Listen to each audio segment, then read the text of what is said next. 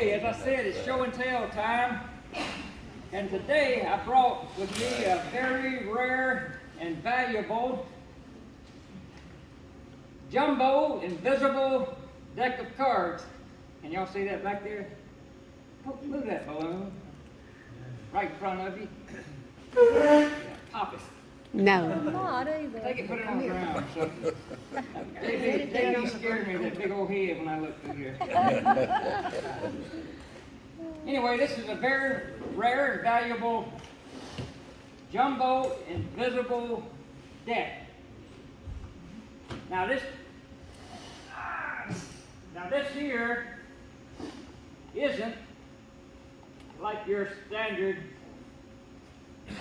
invisible deck. This one here is not like something you might be used to have around your house in that little knick-knack drawer you have in your kitchen. This jumbo invisible deck's a whole lot larger than your standard deck. And there are only 2 of these in the entire world.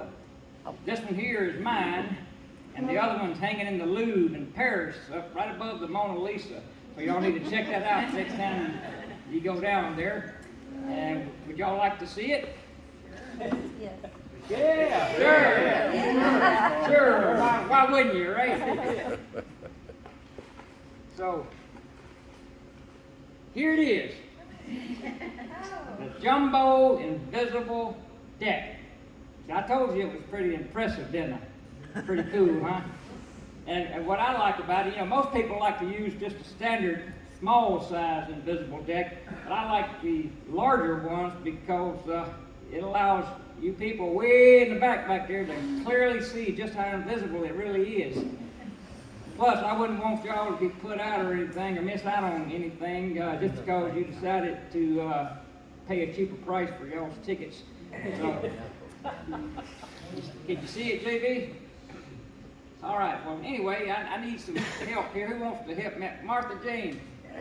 I want you to catch. No, sit down. I don't need you. I want you to I'm catch. gonna catch it, right? Catch it, but I you know gotta what be I aware. see This is these a lot things right heavier there in your hand. than your normal deck. It's a lot bigger and a lot heavier, so be careful. Got it? Catch 'em. Good Just catch. act like you catched up cards. Good catch.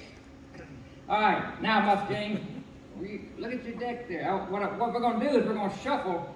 We're going to shuffle this deck up really, really good. And saw him right up there. you've never played cards before. You've never shuffled the cards? Oh yeah, we fixed to play poker. First or thing what? we do, we gotta shuffle them up. We gotta shuffle them up real good. But Martha Jane, I don't think anybody saw it, but you gotta take them out of the box first. Take them out of the box. Get them out. Now I want you to spread the cards out. Hand the box over there to Mom over there. You gotta spread the cards out. Spread them out. And I want you to look at them and verify that everything in here is a legitimate deck, right? I mean, all the cards are there. It's not a gimmick deck, or it's just a legitimate, invisible deck of cards. Got it? It's okay. Now I want you to turn to this gentleman on your right there. And sir, what's your name? Bobby. Bobby. Bobby, I'm gonna turn away, and I want you to pick one of those cards there, face up. So I want you to just go through there and pick any card you want, but try not to pick a common card, like a king or anything. Try to pick. But I almost got to peek at it now. I don't want to see You see it. what I see in Okay, I want you to pick any card you got You there, see what I see. and once you got it, I want you to hold it up and show everybody in the room, especially those cheap folks out there in the back. Okay, do you remember your card? Yeah. You got it? Okay. Now I want you to put it back. I want you to put it back in the deck. But before you do, I want you to turn it upside down and shove it in the deck. I don't want to see. Shove it in the deck where it's face down. So it's the only card in the deck that's facing the other way. You got it? Got it. All right, Martha Jane. Now just close them cards up. You remember your card? Everybody saw the card. Close them up. God, you didn't tell me your number, your card. You got it? We don't have it now. Martha Jane, get the box back. Mom over here, put them cards in the box. Got it? Put them in the box. Well, he wants you to put them in the box. All right, I want got you a to, box. what Now, you I gonna don't do, I know want you to throw I them, handed you a box. I want you to throw them right up here. This is your target right here. I want you to throw it right up here. In this thing, right You there. want me? I want you to throw them right there on my count to three. Oh. That's a good throw. I was gonna count to three, but you hold it for me. Okay, now all we have to do is we need to turn this invisible deck into a visible deck of cards, right? But first of all, let's recap what happened there so everybody, you kind of lost there a little bit, so I'm going to recap. I handed you the cards, you opened them up, you verified that they were a good, solid, legitimate deck. You shuffled them, you had Mr. Bobby there take a card out, he turned it over, he put it back in the deck upside down, and then you put it back in the box and you threw it up here, right? Correct. So, the next thing we have to do is we need to turn this jumbo invisible deck into a jumbo visible deck. And the way we do that is with a little bit of magic and some glue. So we'll stick this down in here, do a little bit of magic, and reach in, and would you believe, lo and behold, a jumbo visible deck of cards. Yoo. That's it now. So, the first thing we need to do is we need to make sure that this is the actual deck of cards that you were holding and messing with a few minutes ago, right? So well, I'm just saying, you had the card pulled out, you turned it upside down, you put it back in, so you know what the card is. So this deck should have, one card in upside down, and it should be whatever card you pick. Correct? So, Yes. and that will prove that this is the deck that you had, right? So for the first time tonight, Mr. Bobby, tell us what card that you selected and you turned upside down. It was a blank. A blank. Well, there's no blanks in the deck. It was even the other ones, all right. What card did you select? A 9 of clubs. A 9 of clubs. All right. So, if I empty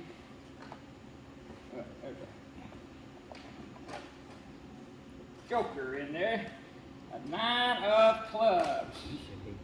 So, if I spread through, this is the hard part with my small hand. If I spread through this deck, if this was the actual deck that you had a minute ago, we should have one card, if I can hold on to it, and one card only. Upside down. I can't get through it here. And one card only in this deck before I drop them. Should be. Oh, is it there? Yeah. Whew. Let me make sure I can hold on to these things. One card and one card only should be your card, right? Now you have to That's the one admit, that's if this is a 9 of clubs, this is a pretty amazing trick, isn't it? Uh-huh. Huh? Yeah. So, if this tell you what is to the do. 9 of clubs, I'm pretty good on my opinion. Yeah. And it is. Look at that.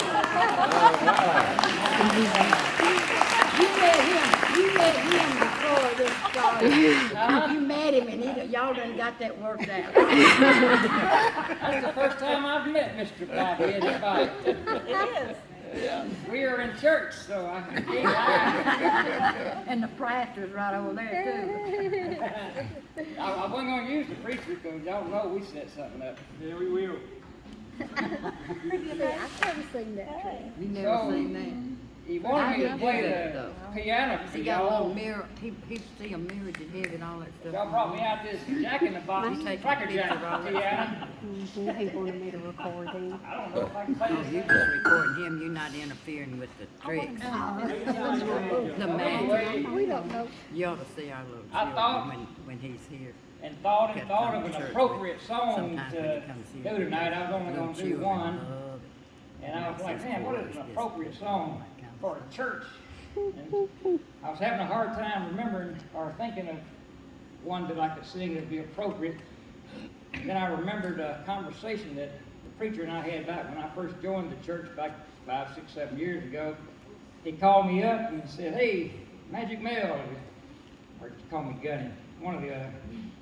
Hey Gunny, you think you can do a special for us tonight on the piano and sing? We got revival coming up in the next couple of days. That's the next couple of days. Yeah, you think you can do a piano special for us? And I was like, sure, I guess Sure so. You know, you got anything in particular that you want me to play and sing? He goes, no, we don't. I don't care anything about it. I want you to sing the Mississippi Squirrel Revival. So that just threw appropriate out the window. So I guess I can just basically come up with anything if I can play it on this piano. There's another one over there. I played that one. I'd rather bang two pots together. He's out of tune. Big bad Leroy Brown. Now don't be playing big bad Leroy Brown.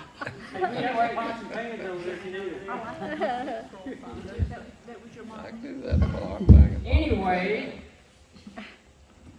as I thought, and you know, if I let my mom pick my song for me, I'd be playing the Haircut song by Ray Stevens. 'Cause every time I'm near a piano and more than 2 people around, it's always, hey Gunny. She calls me Gunny. She calls you Gunny. Play the Haircut song. Oh, I've done it a million times. Stop. I never heard it. So I decided, I was thinking, and I was like, well, you know, I guess if I did a song that showed how friendly this church was to everybody, that would probably be appropriate. Because, you know, every time I'm around you, you're always real friendly, and every time you go out with other people, and I see you out in town, you're real friendly to them, and, you know, they probably go home and go, you know what, I got a friend in that person right there. That's Philadelphia for you. And I'm still a member, so I can say I'm still proud to be a member. So, I said, a friendly song. I got one of them. Because my favorite song in the world got to do with being friends, and also my favorite movie in the world is, that's the theme song for my favorite movie in the world. And I always get nervous when I'm up here by myself. Marty James standing beside you. I figured No, I would bring some of the characters Hey, from y'all my know, favorite look, movie and She help me don't know sing that I'm twice his age. my favorite song, and y'all might not recognize it yet. Y'all know who that is? That's Bullseye. And you know who that is? That's Jesse. Ain't no Woody. It's who? Woody already. I ain't got children, so I wouldn't know all that. You know all I that. guarantee you know who this is. Buzz Hey, that's old Buzz. Get on there, Buzz. And I'm the sheriff of the Roundup gang. Here comes Woody. I thought I was going to have a table up here. So anyway, they always help me when I do this. Wait, I don't know if I can play this. I don't know if I can play this. Is You this didn't pray? the sustained key? What's he gonna Oh, it is. So anyway, if I can play this thing, and I heard you the other day on when you introduced it on the YouTube thing or whatever, I was watching you. You said Magic Mel's gonna come and play and sing and do magic tricks, and then he said, well, I'm not sure if he can sing. I don't know if I've ever heard him sing, and I can promise you I can't sing. So, and I might not be able to play this thing. All right, move out of the way, Bullseye. So anyway, this is You've Got a Friend in Me. And let's see if- wow.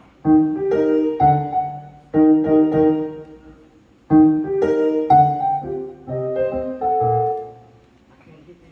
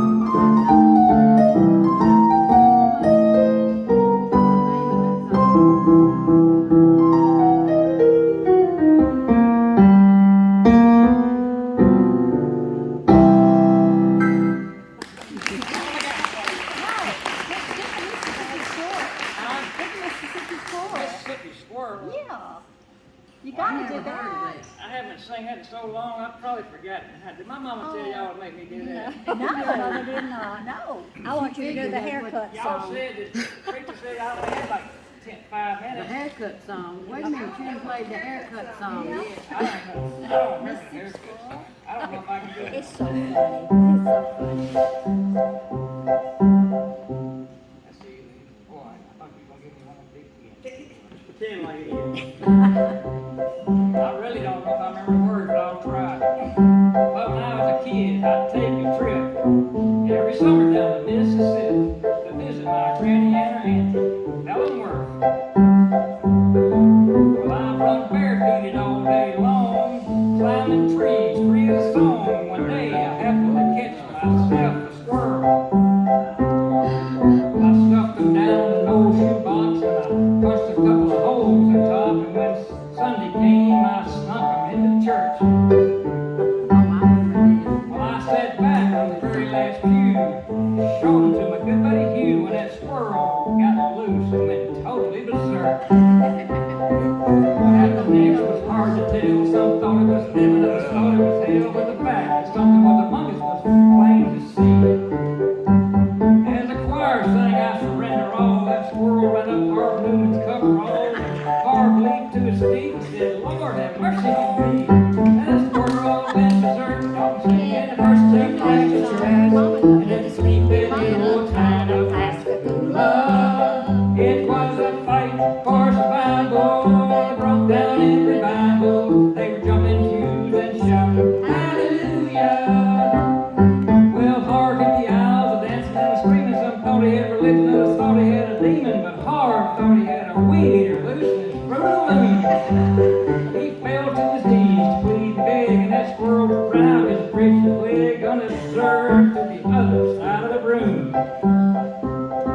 All the way down to the amen pew where sat Sister Bertha, better than you, who'd been watching all the commotion with sadistic glee. Well, shoot, you should have seen the look in her eyes when that squirrel jumped her garter and crossed her thighs. And she leaped to her feet and says, "Lord, have mercy on me." As that squirrel made laps inside of her dress, she started to cry and then to confess to sins that would make a sailor blush in shame. Yes, he told the church, got some of the church dissension, but the thing that really got the most attention when she started talking about her love life, and then she started naming names. But hey, the squirrel went berserk in the first self-righteous church, in that sleepy little town of Pascagoula. It was a fight for survival, broke down in revival. They were jumping pews and shouting, "Hallelujah." Well, 7 deacons and the pastor got saved, and $50,000 got raised, and 100 got rededicated, whether you believe it or not. I got to have another. Well, 7 deacons and the pastor got saved, and $25,000 got raised, and 50 volunteered for the missions in the Congo on the spot. And even without an invitation, there were at least 500 rededications, and we all got rebaptized, whether we needed it or not. Now, you've heard the story, Bible story, I guess, how he parted the waters for Moses to pass. All the miracles God has brought to this whole world. But the one I remember till my dying days is how he put that church back on the narrow way with a half-crazed Mississippi squirrel. That day the squirrel went berserk in the first self-righteous church in that sleepy little town of Pascagoula. It was a fight for survival. They broke down in revival. They were jumping pews and shouting, "Hallelujah." But then the squirrel went berserk in the first self-righteous church in that sleepy little town of Pascagoula. It was